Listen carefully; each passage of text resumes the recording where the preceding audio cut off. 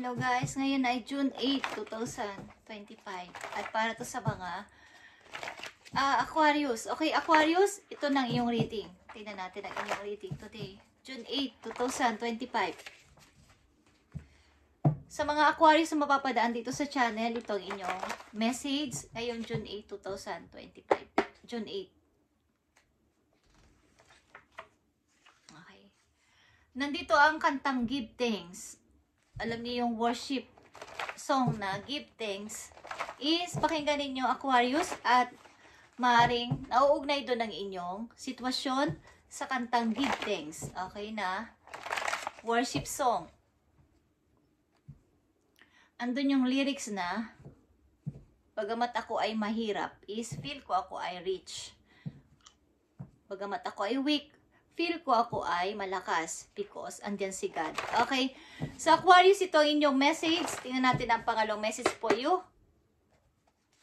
Aquarius, nandito din ang just go. Ang ibig sabihin, basta ikaw ay mag-go. Ano man yung iyong pupuntahan, gagawin sa buhay, just go. Gawin mo ang ibig sabihin nito. Ang ibig sabihin nito ay gawin mo. Okay? Huwag kang magpa-antala o magpa-abala. Basta gawin mo o umalis ka, okay? Yan yung word na mahalaga na message sa iyo today, June 8, 2025. June 8. Aquarius na mapapadaan dito sa channel is para to sa iyo. Give Thanks na kanta is pakinggan ninyo kung gusto nyo lang Aquarius at just go na words is mahalaga ito sa iyo. Sa inyong kasalukuyan. Message for you Aquarius. Andito ang inyong message na focus on here and now. Ito ay may kinalaman sa iyong kasalukuyan. Present moment mo na mag-focus ka sa iyong kung nasaan ka ngayon at kung sino-sino yung mga kasama mo sa buhay. Nandito ka ngayon sa lugar na to, dyan ka mag-focus, wala nang iba pa. Wala ka nang iba pang lilingunin galing sa past, kundi yung ngayon lang. Ngayon lang ang tingnan mo. At kung nasaan ka ngayon na place, kung nasaan ka na kalagay sa buhay, doon ka lang mag-focus. Wala nang iba pa Aquarius. Okay?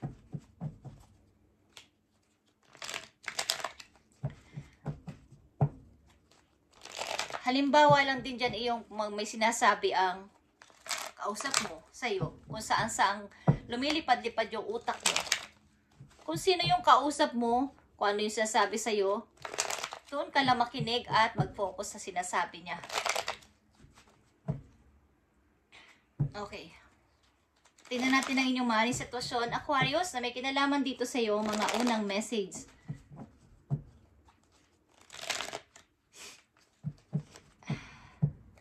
Ilan sa inyo ay 33 years old, ang ilan sa inyo ay 3 years o 6 years na mayroong kaibigan na matalik. Okay, Aquarius, tingnan natin ang inyong kasalukuyang mensahe.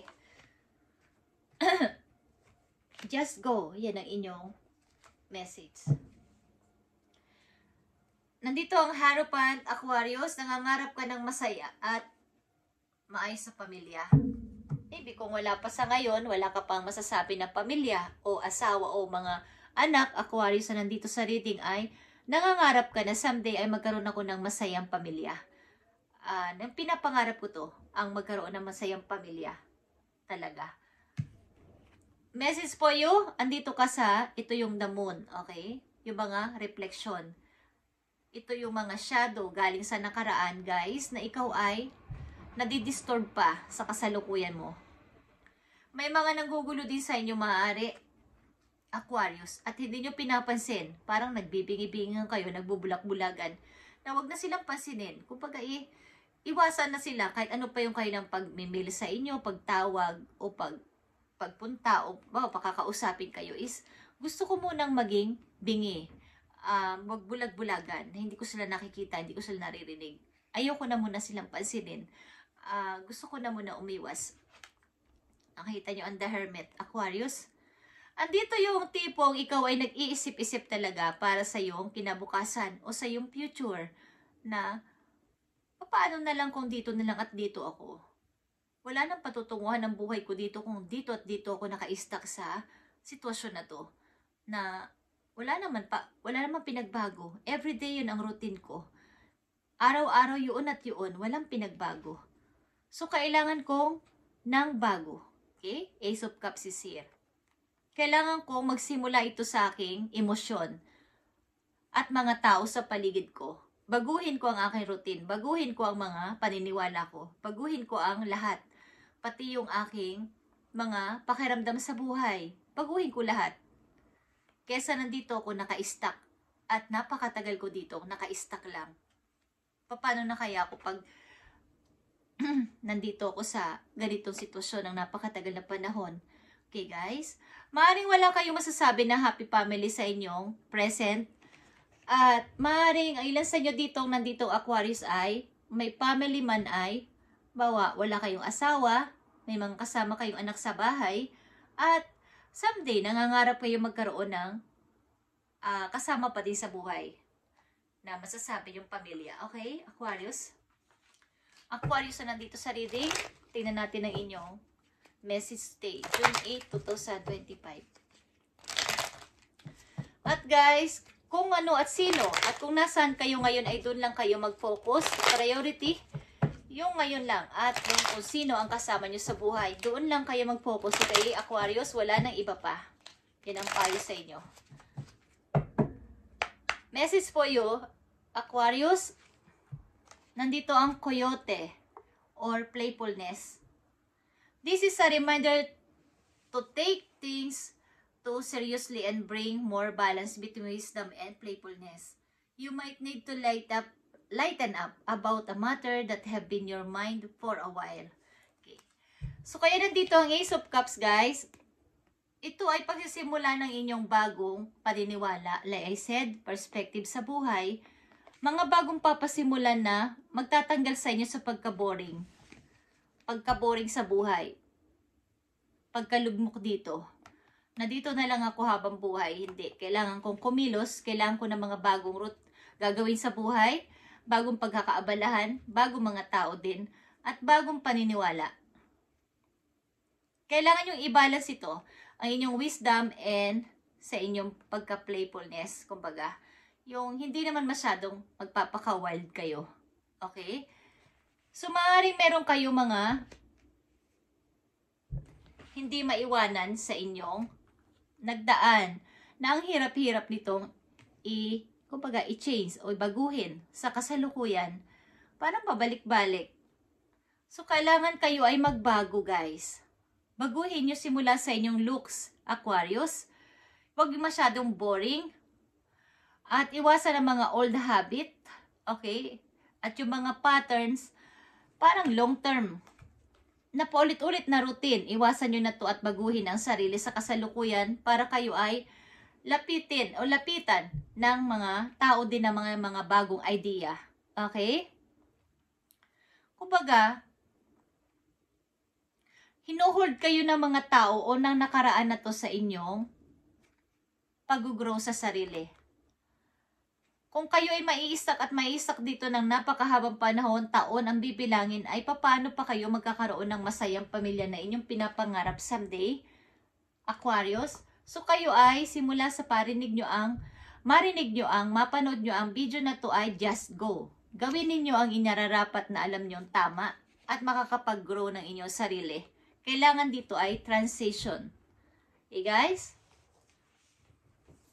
I-let go nyo ang mga old habit, kahit yung mga old habit na parang pagmumuni-muni, pag-iisa, wala mga friends, is let go na yun, guys. Mga old habit na hindi nakakapagpa-grow sa yung buhay. Nagiging boring kayong tao, okay? Aquarius, at yung mga matatagal na panahon na iniingat-ingatan nyo pa dyan sa puso ninyo ay i-let go nyo na at itapon nyo na sa dagat. Katilak, okay? Para mapalitan ng bago ang inyong inyong emotion ay maging mabago din. Maging masaya kayo, maging tumawa sa araw-araw ng maayos. Hindi napipilitan lang.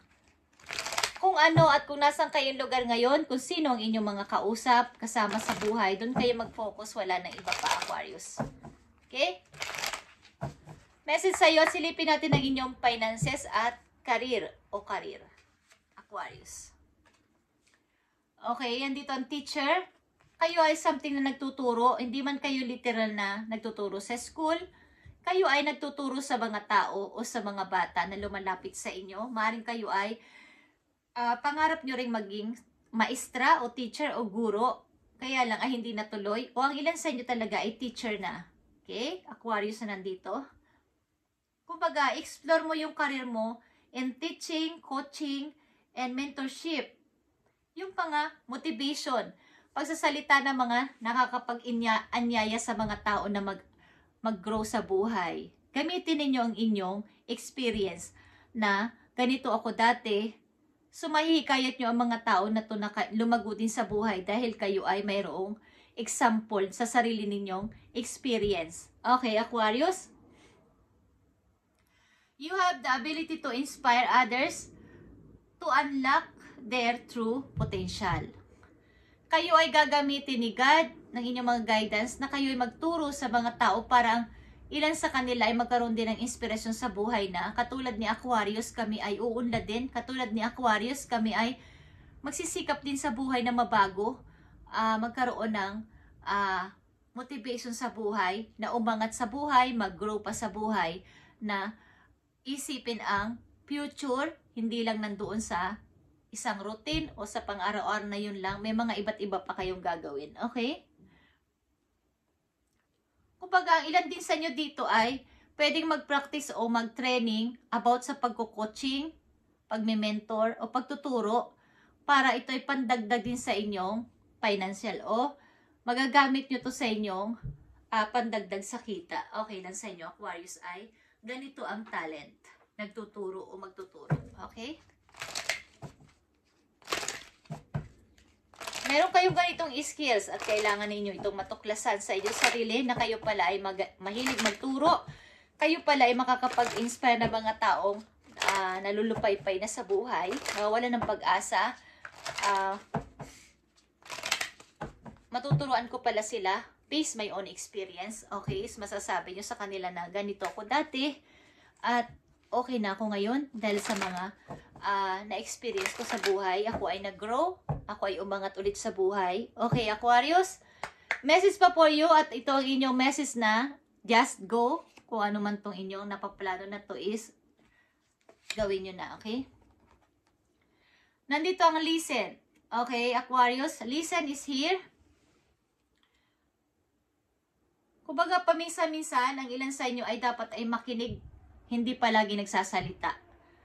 Kasi sa ating pakikinig, meron tayong matututunan sa experience ng iba, sa ginagawa ng iba. Kesa tayo yung nagsasalita, hindi natin naririnig yung pakaramdam ng ibang tao. Paminsan-minsan, makinig tayo sa sinasabi ng ibang tao. At quiet your mind, okay? Sa inyong sarili. Paminsan-minsan ay maging tahimik kayo at makinig. Pakinggan ninyo ang inyong sarili. Marami kayong malalaman dito. Kung ano yung dinidesire ng inyong puso, yung inyong body and hearts, ito ay malalaman nyo clearly, agad-agad, kung kayo ay matututong makinig. Umpisahan nyo sa inyong sariling heart, sa inyong sariling isip, pakinggan ninyo ang binubulong ng inyong isip, okay? Malalaman nyo na ganito pala yung gusto ko sa buhay. Kasi, ang ilan sa inyong Aquarius na nandito ay parang naboboring. Hindi alam kung saan tutungo, okay? Parang may pangarap ako pero parang hindi ako nakapokus doon. Pag may sinabi si ganito, iibahin ko na naman yung gusto ko. So, walang natatapos, Aquarius. So, kung ano yung nandyan at dapat na naumpisahan nyo na, yun doon kayo mag-focus at tuloy-tuloy. Wag nang palingon-lingon at wag nang makinig sa iba.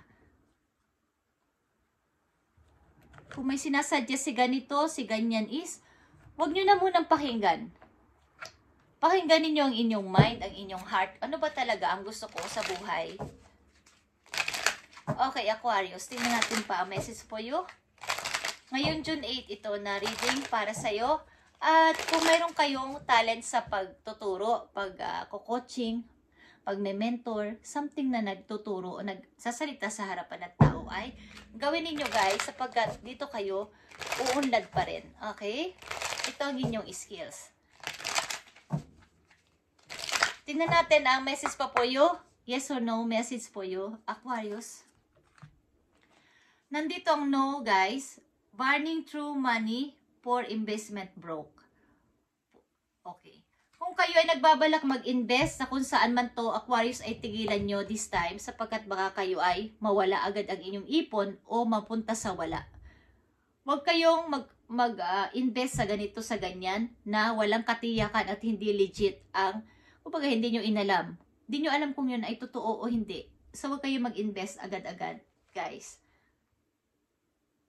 Kailangan dito ay kung papasok kayo sa ganitong klaseng pag-i-invest ay kayo ay may experience dito sa papasukan nyo na to. Alam nyo ang pasikot-sikot dito at hindi kayo maluloko. Hindi kayo mai-scam. Okay? Kailangan din na iyong tutukan. Hindi pwedeng papakiusap ko sa ganito, ipapahabilin ko sa ganito, ipahabilin ko sa kanya. Hindi pwede. Kayo dapat ang nakatutok sa inyong in-invest na money o gagawin negosyo kung ano man yan. Kayo mismo. Kung ipapaubayan nyo sa iba at sila yung mamumuno, sila yung bibili ng ganito, ganyan, at magbibigay lang kayo ng money, walang mangyayari, Aquarius. Malulugi ka at mawawala ang money mo. Parang masusunog o mawawala na parang bula ang iyong pinaghirapan. Just saying. Okay. Aquarius, ito ang inyong message today, June 8, 2025. At babasahan ulit natin kayo sa susunod na mga araw. I-update natin to para sa inyo guys at ipag-pray natin. So, pakinggan ninyo inyong isip at puso kung anong ibinubulong at malalaman nyo ang sagot dito. Okay? At kung kayo ay naboboring sa buhay sa inyong everyday routine na to, ay mag-isip at may darating. Kailangan ay palitan lang ang inyong pananaw sa buhay. At kailangan bago din ang mga makikilala nyong tao dito. Bago na rin ang inyong, kumbaga yung inyong emotion. Wala na dito sa pagiging isang parang, ang ilan kasi sa inyo dito ay mapag-isa. Ayaw na may mga maraming kaibigan. Okay. Aquarius, thank you and God bless sa inyo lahat guys.